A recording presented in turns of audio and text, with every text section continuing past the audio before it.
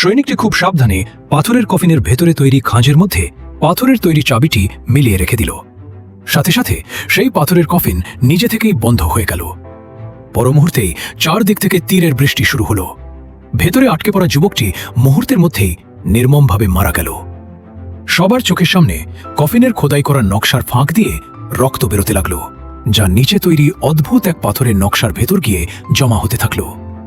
কিছুক্ষণের মধ্যেই সামনে রাখা পুরনো মূর্তিটি ধীরে ধীরে সরে যেতে লাগলো, আর তার পেছন থেকে দেখা দিল একটি লুকানো গোপন অদৃশ্য পথ। সবাই বুঝে গেল ভেতরে নিশ্চয়ই কোনো প্রাচীন গুপ্তধন লুকিয়ে আছে। তাই সবাই ধীরে ধীরে ভেতরে ঢুকে পড়ল। শ্বাস আটকে রেখে প্রতিটি পদক্ষেপ ভেবেচিন্তে ফেলছিল সকলে। মূল সমাধিটি ছিল এক জাদুকরি তালায় বন্ধ। তখন কর্নেল পাশে দাঁড়ানো আরতির জীবনকে অস্ত্র বানিয়ে পণ্ডিত অরুণকে হুমকি দিল, দরজাটা খুলতে হবে। নিজের শিষ্যাকে বাঁচানোর জন্য অরুণ বাধ্য হয়ে মন্ত্র পাঠ করতে শুরু করল। আর ঠিক তখনই যখন ইস্পাতের দণ্ডগুলো ধীরে ধীরে খুলে যেতে লাগলো, ঘরের ভেতর থেকে বাইরে বয়ে গেল এক শীতল হাওয়ার ঝাপটা। লোকজন যখন ভেতরে উঁকি দিল, তাদের চোখ বিস্ময়ে ছানা বড়া হয়ে গেল। সামনে পড়েছিল অগণিত সোনারূপা আর অমূল্য রত্নের পাহাড়।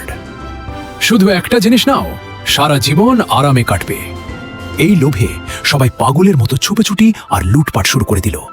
কিন্তু ঠিক সেই সময় এক বৃদ্ধ লোক চুপি চুপি ওপরে তৈরি পাথরের সিঁড়ি বেয়ে উঠতে লাগলো। আর যখন সে একেবারে চূড়ায় পৌঁছালে, সে যা দেখল তাতে তার মুখ ভয়ে ও বিস্ময়ে একেবারে ফ্যাকাশে হয়ে